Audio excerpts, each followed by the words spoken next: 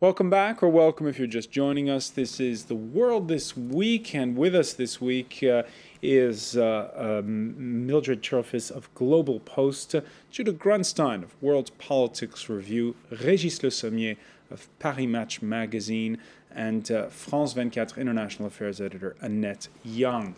Now, let's hope that publications outside the grasp of the Murdoch empire are not engaged in any fear-mongering with the story that we're about to show you. But let's take a look, and nonetheless, at the cover of this week's The Economist.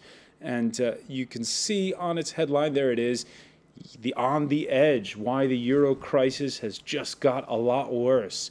Or if you want, the front page of the International Herald Tribune this Friday, which talks about desperation over the debt crises plural.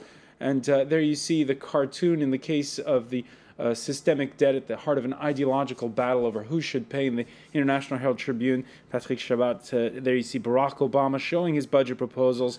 The Republicans say, no way. And then he says, all right, we'll do it your way. And they say, no way again. Out of the question. I'll give you what you want, he says. So that's Robert Chapat's taking on it. It's interesting how ideological battle lines are drawn among politicians. There seems to be this incredible disconnect, Judah Grunstein, between the worries of investors and the discourse of politicians. Well, yeah, and I think that that is the essence of the wake-up call hasn't happened. The wake-up call hasn't happened, but in some ways, that's the big battle that's going on. Is who decides?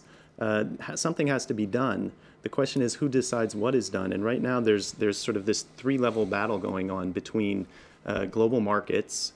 In Europe, it's the EU trying to respond to global markets, and then at the ground level, there's domestic politics and actual people's and public opinion. And the danger in terms of there are two major dangers as I see it. The first is the economic dangers of the correct economic decisions not being taken, and those are very severe. The problem is that if the correct economic decisions are taken in a non-democratic way, whether by the global markets or by Europe, the European Union, what does that mean for the European Union as a democratic union? What does that mean for democracy? What do you mean by a non-democratic union?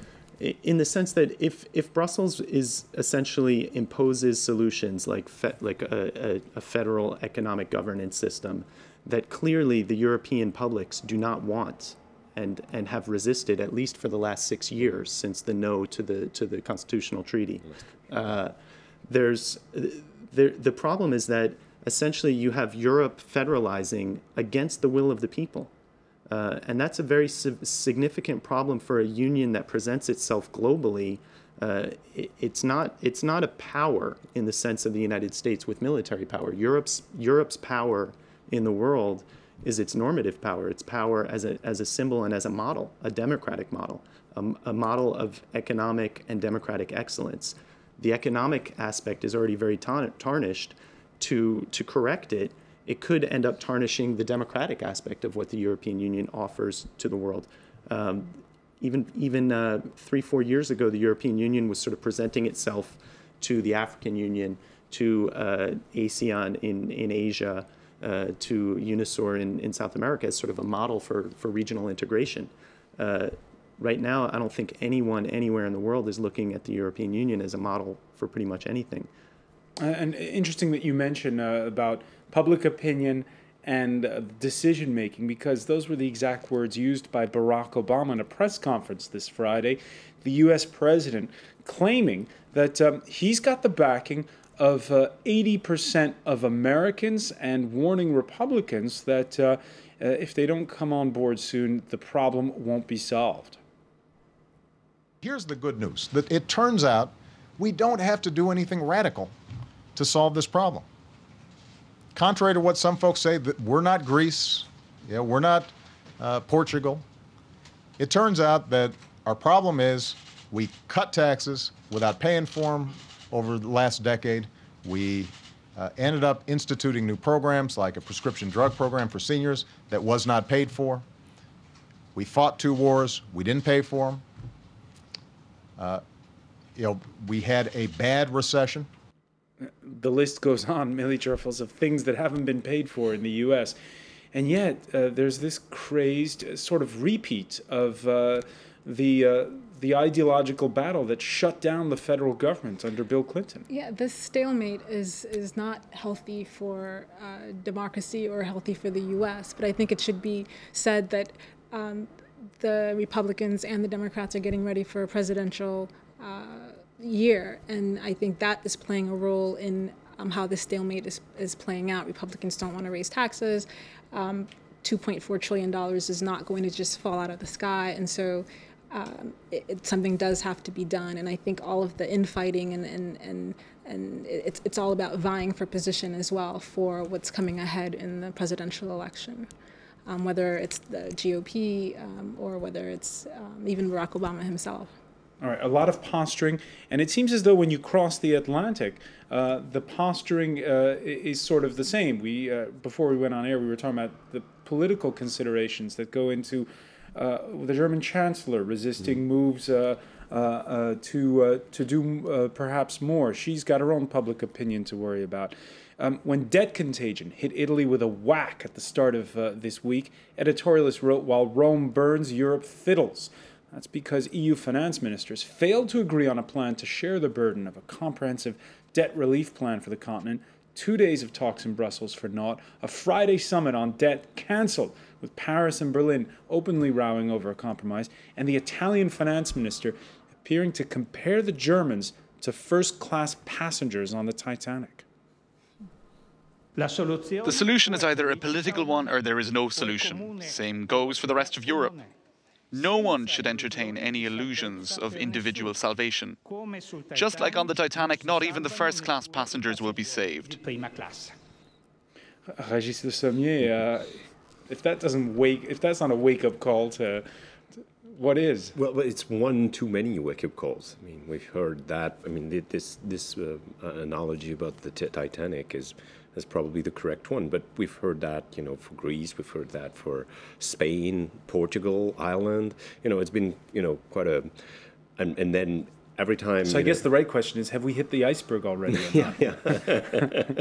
That's another one. No, I think what we're seeing is slowly, we're realizing, but still we keep on acting, and our politicians keep on acting. We're talking about Angela Merkel or even our president Nicolas Sarkozy, as if this is a problem, but this is a side problem. They're not really tackling the thing. They're not going, and the what you refer to as a European structural problem is yet to be defined. I mean, what is Europe today? We have a currency, we don't even have a defense system, but we have many elements that we call Europe, but we don't really know what that system economically is. Is it a big market? Is it, where do we want to stand and where do we want to go? And we got to take, at one point we got to either give up some of our respective sovereignty and build a federation like the U.S. Which, as Judah just said, is not politically attractive right now.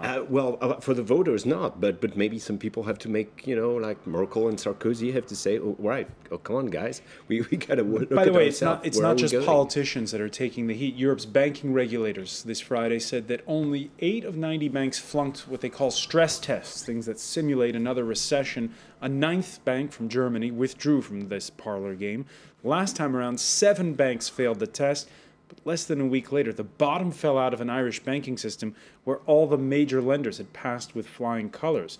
And part of this tiff in Europe that's going on while the markets tank is over the fact that there is the sense that the politicians are protecting the big private lending institutions. That seems to be the case. By the way, I want to get a T-shirt for Obama and the Italian political leadership because they're all saying, "Don't worry, we're not Greece." I think which seems to be like, it's okay, folks, we're not Greece, we're not there yet. But coming back to what you were saying, Francois, I mean, yes, and this is about interests and the disconnect between the political discourse and the reality of what's happening out there in the financial markets. And it doesn't matter if you're in Washington or Brussels or Rome or Paris or wherever. Clearly, there seems to be certain people who are protecting their vested interests, and others are, and at the expense of taking, some very, very tough decisions. The other thing is that and this kind of ties into Murdoch also. There are these outcomes that seem impossible until they become inevitable. A week ago, no one could have conceived of Murdoch's news empire crumbling. And right now, it looks like he's got to really manage things very well to avoid that. Maybe not crumbling isn't probably the right word, but to avoid a major shakeup of what seemed like an untouchable aspect of the landscape. The same thing has happened in Europe progressively over the last 6 months, and you can't even call it a wake-up call because for a wake-up call, you've got to be asleep. And this has been going on for 6 months to a year now. Everyone's aware of the problem. The reason why even Greece wasn't Greece. The reason why Greece was such a problem wasn't because of the numbers, which are pretty manageable. It was because everyone knew that if the European Union didn't come up with a workable solution to Greece, investors would lose confidence in Portugal, in Spain, and in Italy. And Spain and Italy are really where it becomes a problem because the numbers are huge. And 5 of those banks, by the way, that failed that test were from Spain. Of course, empty coffers is what's concentrating the mind in this case. Empty coffers perhaps also concentrating the minds when it comes to Libya. 4 months after the start of the UN-authorized bombing campaign, the U.S. This Friday recognizing the opposition Transitional National Council. We still have to work through various legal issues, but we expect this step on recognition will enable the TNC to access additional sources of funding. So the misgivings that Washington had, Régis Le Sommier, about openly recognizing the rebels that are based in the city of Benghazi, suddenly lifted. The French this week, or in the past week, making noises that, yes, there are political negotiations on tap. There's the sense that all sides are in quite a hurry to come up with a solution. Well, yes, because they see things. I mean, we have 2 elections in sight, one in the U.S., one in France, and they're happening. They will be happening about roughly around the same time next year. It was said at the beginning would be a question of days, a question of weeks. Now it's more than a question of months, and we see that Gaddafi obviously is clinging to power. That Libya is much more complex than we thought at first. It's 180 tribes, and those tribes have tied together, and they have divisions. And we have bet on the rebel in Benghazi.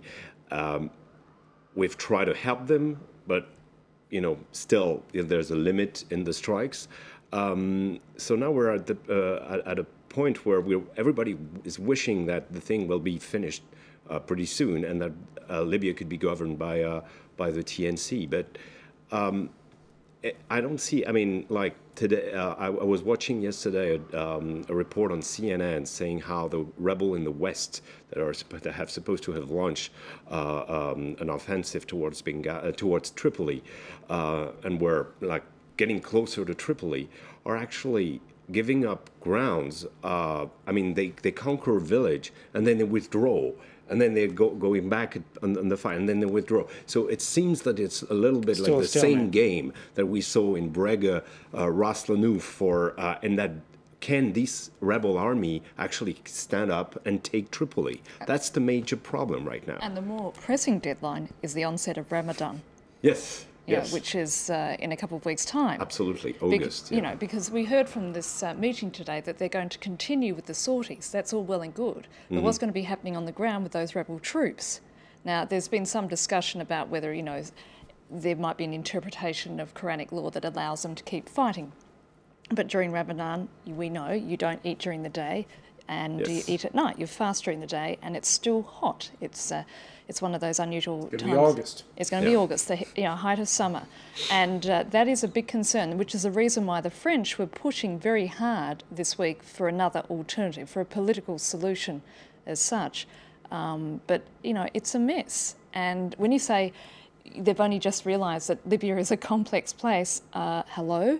Yeah, I mean, but I'm amazed. I mean, we've seen that with Iraq in 2003. I mean, the U.S. had no clue about what the Ba'ath system was. I mean, I was very surprised. I was the correspondent of Paris Match in the U.S. at that time, how very little knowledge was about how the Ba'ath system had a grip on the society. And it seems that with Libya, we seem to think that Gaddafi is some sort of tyrant. He is, but that he's grasped on the society. Once, launched an offensive, he will go away and everything is going to be turned for the good. No, Gaddafi has been... There's a reason he's been there for 4 decades. Yes, and there's a reason why he still has supporter. He's deeply rooted in some tribes, including his own. And if we don't look at the tribal system, culture. Yes, I mean, we're not going to solve this problem. Hence the Muammar Gaddafi still in power, and perhaps goading a little bit the French president statement he made on Thursday. It's Sarkozy who should leave France. He should return to Hungary. The French people should chase him away as a criminal. Coalition forces are losing this battle. It's necessary to stop these war criminals. Mili Cherfos, again, he's been there for 4 decades. Yeah, I think it is. He is playing up the sentiment of Iraq and looking at and using that as an excuse, because it's to say that the coalition doesn't have a clear idea of what its exit strategy is, and no one in the world wants another Iraq, and so he's going to have to push them a little bit so it doesn't become that, so that it doesn't become this war for oil, and him saying that he's going to stay in power until all the oil is taken. I think that's what he's doing. He's pushing the buttons of the coalition to make sure that public sentiment it doesn't become another Iraq situation. Another Iraq situation. The French had promised there'd be a resolution by Bastille Day. Now they're talking about the end of the summer. We'll see what happens. Mili Cherfos, I want to thank you. I want to thank you, Régis Le Sommier, Judah Grunstein, and Annette Young. And thank you for being with us for The World This Week. Stay with us. Coming up next, it's Business with Marcus Carlson.